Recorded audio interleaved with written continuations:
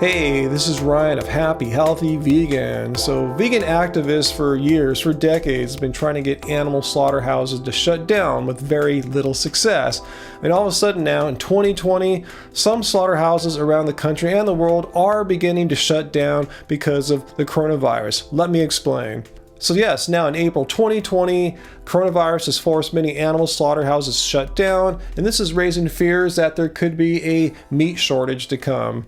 And this should come as no surprise to anyone if you know anything about how the conditions inside slaughterhouses are for the people that work there. As this article from March of last month from ProPublica points out, that slaughterhouse workers are forced to work while sick. There's no paid sick leave, forced to work if they have COVID-19. And if these workers do call in sick, like say if they work for Tyson Foods, they are given disciplinary points, and too many of them leads to job termination. So there is no incentive for them to stop coming into work if they're sick. So not only are slaughterhouses horrific places for animals, they turned out to be an ideal environment for transmitting COVID-19 to all your other employees, because there's essentially no such thing as social distancing when working in slaughterhouses. And this is coming from a person who's a chairwoman for the food inspectors of the American Federation of Government Employees. So how bad can it get for these slaughterhouse employees? Well, Smithfield Food, a giant in food processing and processing animals,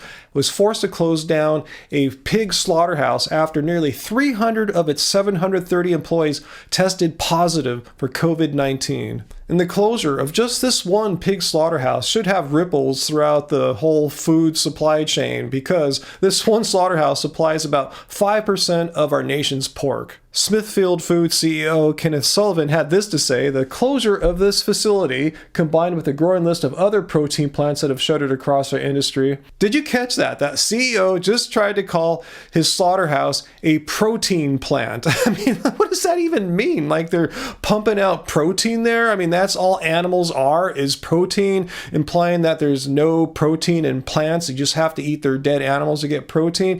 If you want to talk about protein plants, let's have a look at real protein plants, such as lentils, chickpeas, hemp seeds, tofu, nuts, quinoa, the list goes on. And this one slaughterhouse is not an isolated case. Workers have died in Colorado and Georgia. Plants have closed in Pennsylvania, Iowa, and Georgia. So now there's a fear among these slaughterhouse owners and the consumers who buy their products that when they go to the supermarket soon, there will be a shortage of meat. They won't be able to find the meat that they think they need to eat in order to stay alive and be healthy. It won't be there for them. So what are these people to do? Are they supposed to starve? Will there be some mass famines? No, of course not. In fact, let's see what consumers have already been doing. Let's look at some data from the first 2 weeks of March regarding to the purchases of plant-based meats. So according to the research firm Nielsen, the sales of fresh plant-based meats rose 206% and 280% in the first 2 weeks of March, respectively. That's amazing.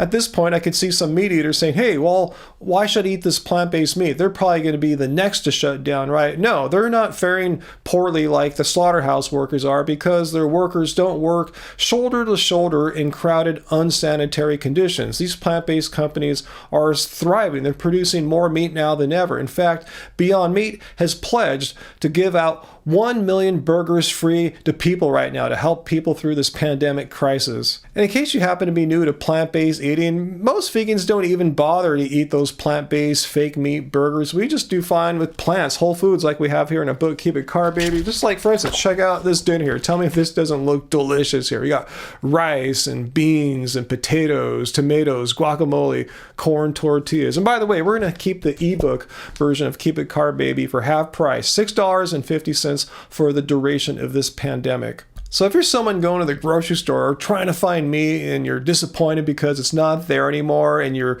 starting to have despair about where you're going to eat, you got to have your meat, you love that taste and texture, let me recommend something to you. Try some plant-based burgers out. Particularly, let's check out the Beyond Burger here.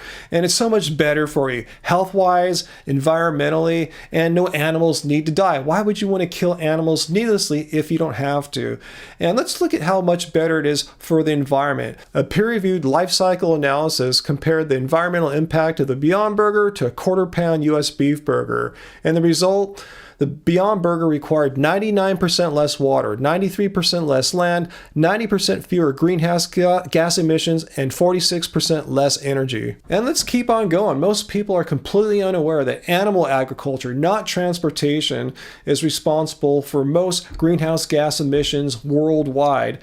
And animal agriculture is responsible for over 90% of the Amazon rainforest destruction. So I urge people in this trying time, how supply chains are limited, we can't do things as we normally do right now in this pandemic. You might not be able to find the meat that you're used to eating, that you've been eating your entire life. Let's use this change that's been forced upon a lot of us to change for the better, because what we're being asked to do right now, I think will pale in comparison what we'll be forced to do. Who knows how many years down the line? It could be a decade, it could be more, it could be less. What we'll have to do once the full effects of climate change really start manifesting themselves. And the United Nations, I'm not crazy, the United Nations has been warning us about this for years, that we need to act urgently and right now if we want to have any chance whatsoever of halting climate change.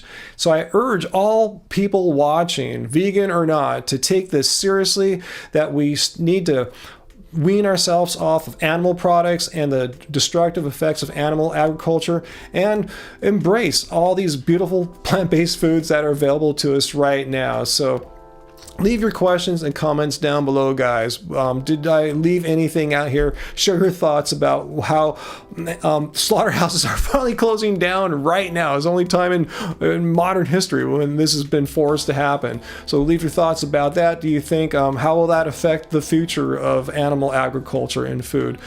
Share this video. Let people know what's happening. Hit like and subscribe to our channel. Until next time, guys, let's keep it vegan. Changing sides, you're changing your mind again.